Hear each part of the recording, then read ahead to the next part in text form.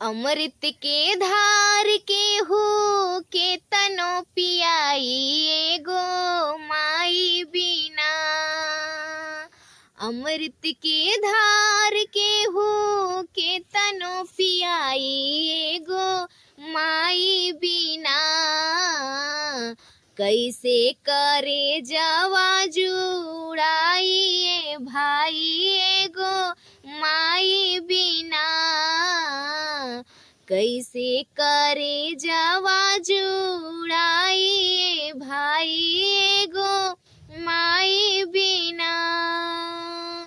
अमृत के धार के हो के तनो पियाई एगो माई बिना। कैसे करे जावा जुड़ाई ए भाई एगो माई बिना। कैसे करे जावा जुड़ाई ए भाई एगो माई बिना। करे एहसान माई दुनिया देखावेली। बोले बतियावे औरे चले भी सिखावेली। मिल जाई अन्न धन मिली सुख पूरा। माई के दुलार बिना सब कुछ अधूरा।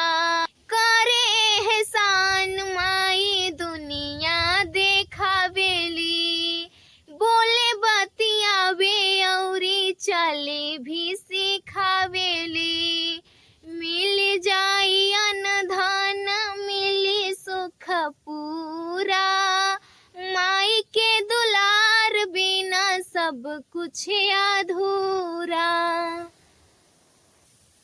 अचरा ओढ़ा के हो दूधवा पियाई एगो माई बिना।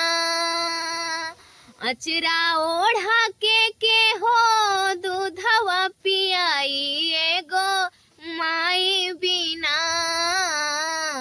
कैसे करे जावा जुड़ाई ए भाई एगो माई बिना। कैसे करे जावा जुड़ाई ए भाई एगो तेज के। नव माह कोखिया में रखलू सहेज के।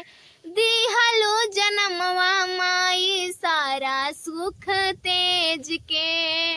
कितना बताई तो हर कितना उपकार बा। रोवा रोवा माई हो तो हार कर्जदार बा।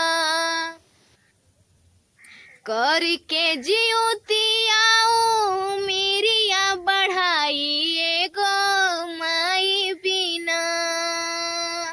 करके जियोती आओ मेरिया बढ़ाई एगो माई बिना।